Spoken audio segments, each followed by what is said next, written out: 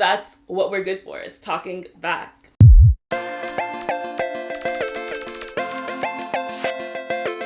Hey everyone, welcome to Girl on Girl. Girl on Girl. Being girl. Girls. The show in my bedroom with two girls, one topic, where we try and talk about the things that really matter to us that we may not get the chance to talk about or we really want to talk about but we don't know how. And today we're talking about what it means to be a Muslim feminist, and I'm joined by my lovely friend Amani.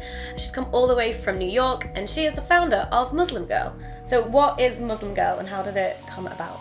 It's an online magazine for millennial Muslim women, and it's really just a platform for us to elevate our voices, and our goal is to increase our media representation in the West. We really hope to just change people's perceptions of Muslim women and educate them about what Islam's really all about. Why did you start it? Like, was there something that just tipped you over the edge and you're like, I'm gonna make a thing? Yeah, I think that as a teenager, I felt really frustrated by everything I was seeing on the news all the time. I was starting to feel really alienated from society because of everything that I kept hearing. And everyone that was on the news, all they could talk about was Muslim women and how it was related to all these wars happening in the Middle East, but the people speaking were never Muslim women. I think that starting MuslimGirl was my way to push back and reclaim my identity. Since I know that I'm gonna put my foot in it a million times, I'm just going to let myself say every preconceived notion that I have about Muslim women. It's going to be incredibly offensive, but this is what I've heard. Okay. This is what I know. Oppressed, always covered up, never showing any skin, don't drink alcohol, can't speak English, get stoned to death if they cheat on their husbands or if they're gay, can't have sex before marriage, can't choose who they marry, arranged marriages. No. Okay. F that. Yeah. Probably a majority of the 1.6 billion Muslims in the world would be dead if we're all getting stoned for scandalous things that we do. I know better English than most of the white boys that I know. And MuslimGirl's tagline is Muslim women talk back for a reason. Because that's what we're good for, is talking back. Screw all that, what I just said. Ignore it all. You get a lot of comments then, saying most of those things. Oh my god, all the time.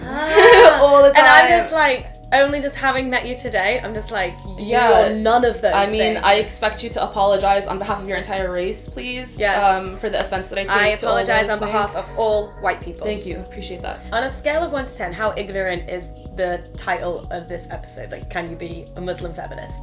Is it just really obvious? I would say that it's a 10, except for the fact that so many people are unaware of how feminist Islam really is. You just said that Islam is really feminist, which to me I'm just wait, what? Yeah. What? Because everything that I hear about Islam is that it is quite oppressive. It has much less to do with the geography and more so to do with the principles of the religion itself. Okay. And what's interesting and what not many people know is that Islam literally founded the principles of gender equality that we call feminism today.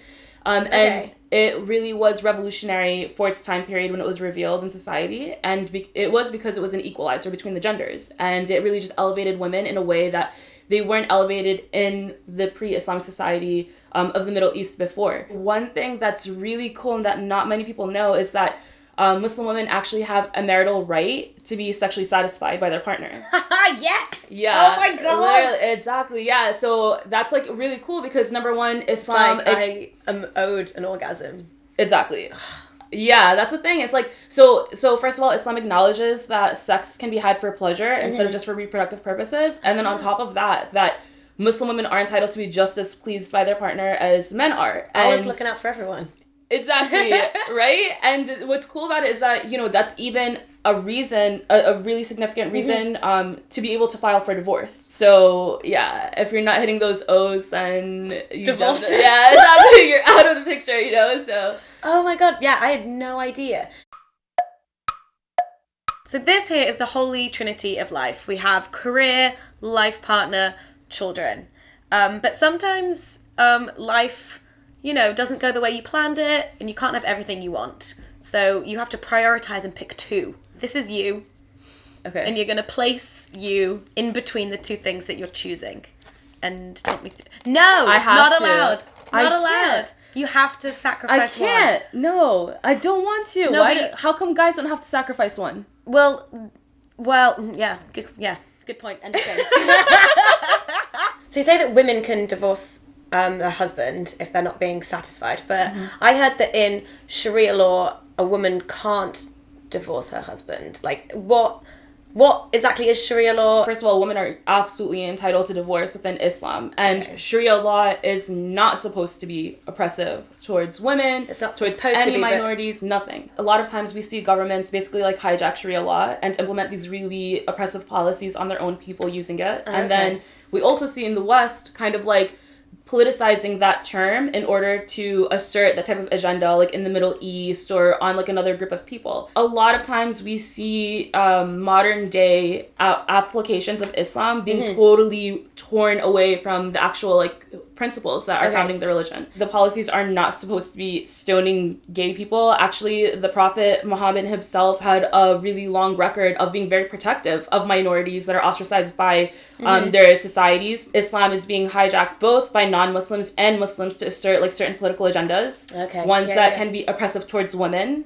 And one thing that is a personal pet peeve of mine is the fact that a lot of the fatwas, which are the interpretations of Islamic law, are issued by male sheikhs, right? So of What's course, a sheikh? A sheikh is a religious leader, and usually a male religious leader.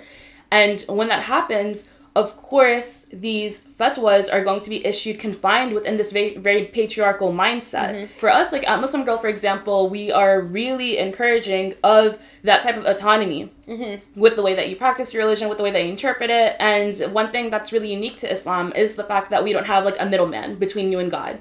Because we believe that, like, even imams and sheikhs, that's not their purpose. We believe that everyone has, like, a direct connection with God and their religion. And as such, it's totally all right.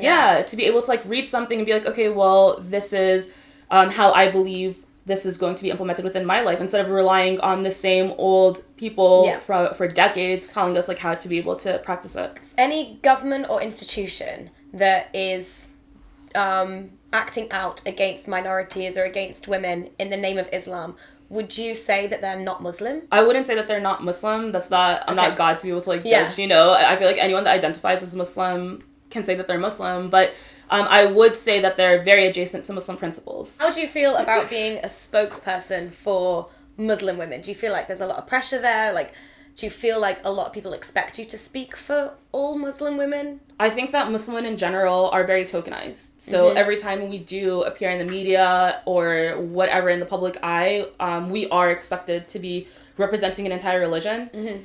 But I personally don't see myself as a spokesperson. What I'm doing is just trying to do my absolute best job of getting an alternative narrative for Muslim women out there. But I think that it's problematic when we think that we need to be a voice for the voiceless, because Muslim women especially, you know, all of them have their own individual voices. And I think that it's my job personally to help in elevating each one individually, right? And like offering a platform to that, rather than being like, well, this is what Muslim women think.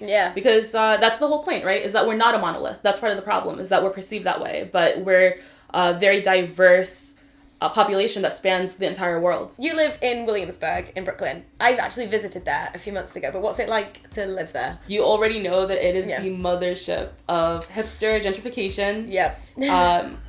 Fancy grocery stores where everything has to be organic. Bottomless brunches. Everyone has a dog that looks like them, the usual. Well, I want to show you London's answer to Williamsburg, which is Shoreditch. I feel like I have learned so much.